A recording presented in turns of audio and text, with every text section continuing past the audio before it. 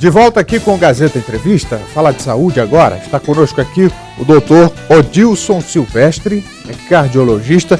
Deixa eu só dar algumas informações aqui do currículo dele, né? É graduado em Medicina pela Fundação Universidade Federal do Rio Grande, especializou-se pelo INCOR, fez doutorado e tem também alguns cursos internacionais na Harvard Medical School e na Harvard School of Public Health. É lá nos Estados Unidos, né, doutor? É isso.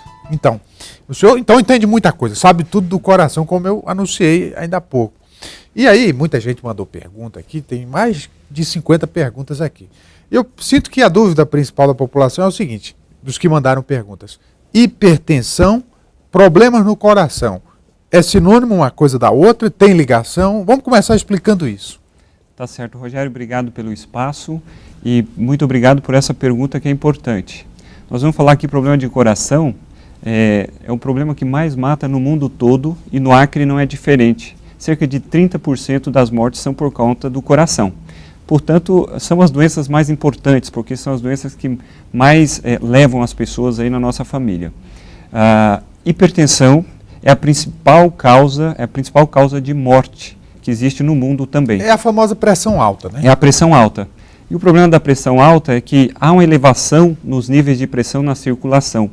Ela, propriamente, ela não mata, mas ela leva a consequências como problema do coração, que seja um infarto, ou seja, coração grande, que ele cresce por conta da pressão. Coração inchado, falar. Coração inchado. Crescido. Perfeito. Que o nome técnico é insuficiência cardíaca. O coração cresce e ele perde a capacidade de bombeamento do sangue. Mas por que aumenta a pressão sanguínea? O que acontece fisiologicamente? Perfeito. Então, a pressão sobe por alguns motivos. Alguns são genéticos, né?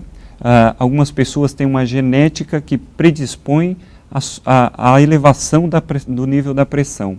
Isso pode acontecer também por envelhecimento do sistema circulatório. Mas nós podemos contribuir com isso. O nosso comportamento, quando ele é inadequado, faz com que a pressão se eleve. E isso pode acontecer quando o nosso peso está acima, quando nós comemos muita coisa salgada, ou quando nós temos hábitos de vida que não são saudáveis, como, por exemplo, não praticar atividade física ou ter uma dieta inadequada. Então, já uma pergunta aqui da Socorro. Ela fala o seguinte: eu sinto muita palpitação. Já faz muito tempo e ela quer saber se isso tem a ver com o coração ou se é problema emocional, sistema nervoso. Rogério, palpitação é um sintoma, é uma queixa das pessoas, não é infrequente e é um sintoma de, na verdade, a percepção que as pessoas têm do coração batendo. E, geralmente do coração batendo errado no ritmo ou na frequência. Às vezes ele está batendo descompassado e a pessoa sente. Ou ele está acelerado demais. A palpitação está relacionada às arritmias, que é uma alteração do ritmo do coração. Nem sempre isso é uma doença, às vezes a palpitação é só a percepção que o coração acelerou, mas é um sintoma que deve nos estimular a procurar um médico, mas não necessariamente isso está associado à hipertensão. Certo. Outra pergunta, Sandra Miro, tem 42 anos, ela fala o seguinte: costuma aparecer no corpo hematomas, manchas roxas, e falam que isso pode ser problema no coração. Tem alguma relação, doutor? Não. Manchas roxas, os hematomas, nós chamamos de equimoses. Então isso, geralmente, quando sai espontaneamente, está associado a um transtorno da coagulação, né? Pode ser que a pessoa tenha algum distúrbio de coagulação, ou seja, o sangue não coagula bem, ou de repente ela usa algum medicamento que leva a essa alteração da coagulação. O sangue sai de dentro das veias ou artérias, ele esparrama no tecido e aquilo fica roxo. Então não tem nada a ver com o coração. Muito bem. Outra pergunta da Michela. Gostaria de saber se uma pessoa com colesterol alto corre mais risco para um infarto. Perfeito. Quem tem, Rogério, então, maior risco para infarto é quem tem os chamados fatores de risco cardiovasculares. É um conjunto de coisas, de comportamentos ou doenças que aumentam a chance de ter infarto, como diabetes, hipertensão, fumar, estar acima do peso e o colesterol alto. Portanto, um colesterol elevado, colesterol é uma forma de gordura, e as gorduras, quando elas estão aumentadas na circulação, no sangue, elas podem penetrar nas artérias e causar as placas de gordura, são placas de ateroma. E essas placas de gordura são inicialmente as causas de infarto ou de AVC. Então, colesterol alto está associado sim a problema do coração e também a problema no cérebro. E para baixar o colesterol, aí é dieta, né? Perfeito. O colesterol, esse tipo de gordura que causa essas doenças, ele está associado a uma dieta inadequada, mas também tem uma genética nisso, Rogério. Tem pessoas que comem mal, mas o fígado metaboliza bem e não produz tanto colesterol. Sim. Tem gente que tem muita produção de colesterol. Para baixar, a primeira coisa é dieta, atividade física e tratar alguns problemas como doença de tireoide. Mas muita gente precisa tomar remédio. E lembrar, Rogério, uma coisa importante para as pessoas. Quando nós tratamos problema de colesterol, nós não tratamos um número, né? Às vezes a pessoa tem um colesterol lá e não precisa tratar. Então ela deve ir a um médico. Esse número, ele deve ser visto, interpretado frente àquela pessoa. A quem pertence aquele colesterol alto?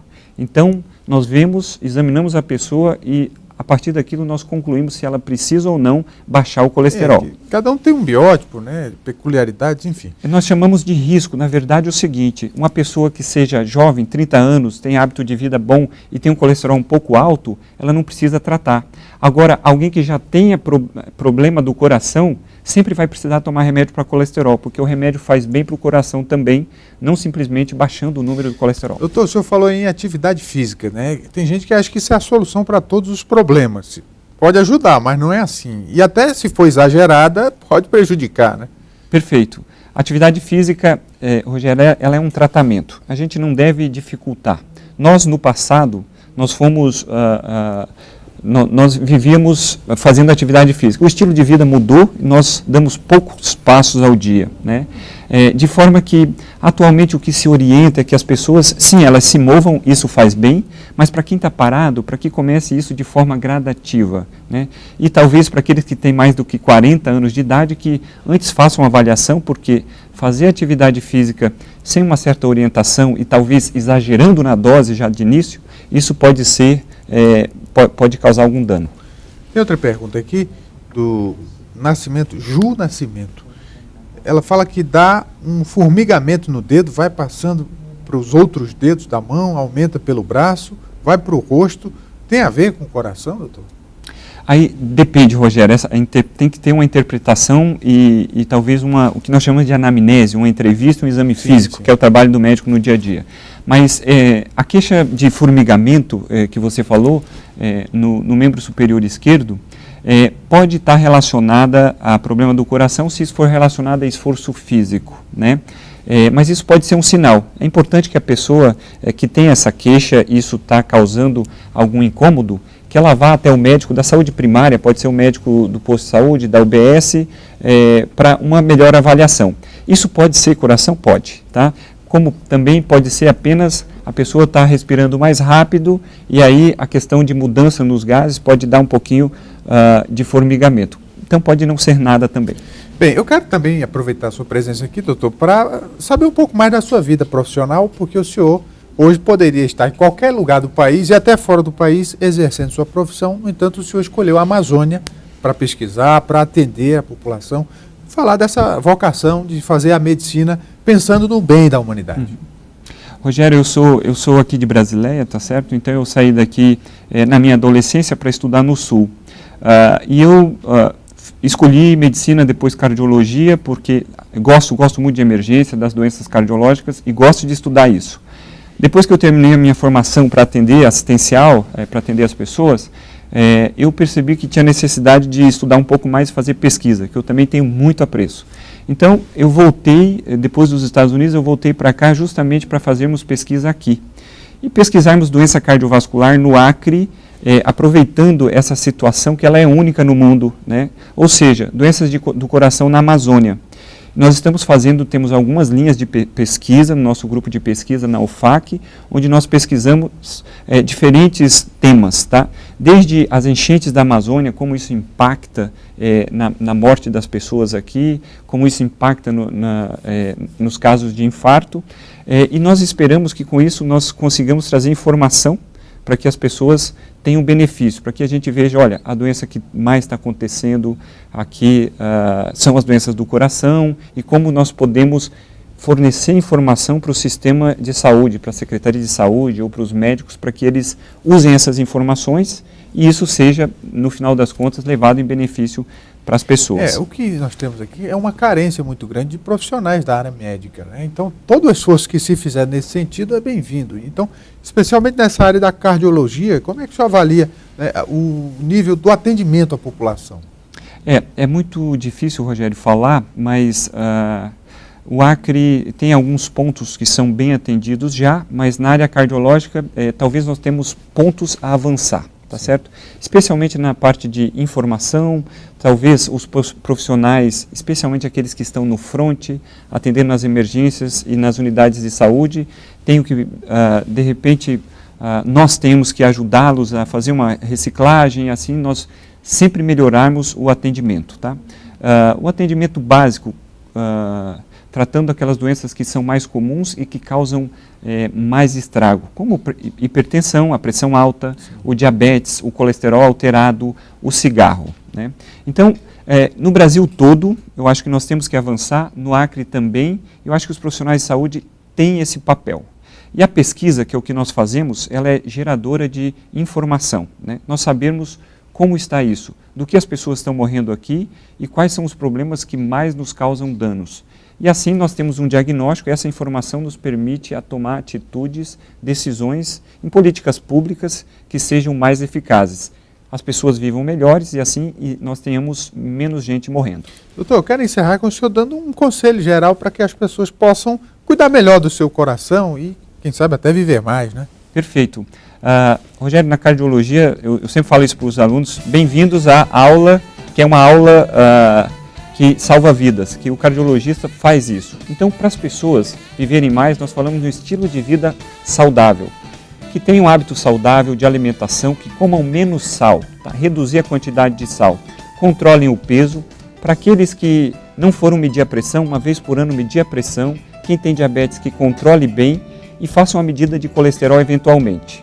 Com isso, esses hábitos de vida saudável, nós vamos ganhar em média 10 anos de vida, tá? Então, as pessoas podem ganhar essa quantidade toda de vida, que talvez é aquele momento que nós podemos ver os nossos netos crescendo. É isso aí, doutor. Obrigado. Doutor Dilson Silvestre, especialista em cardiologia, doutorado. E quero convidá-lo mais vezes aqui ao programa. Conte com a gente. Vamos fazer um intervalo, voltamos já com o nosso último bloco. É só um instante, até já.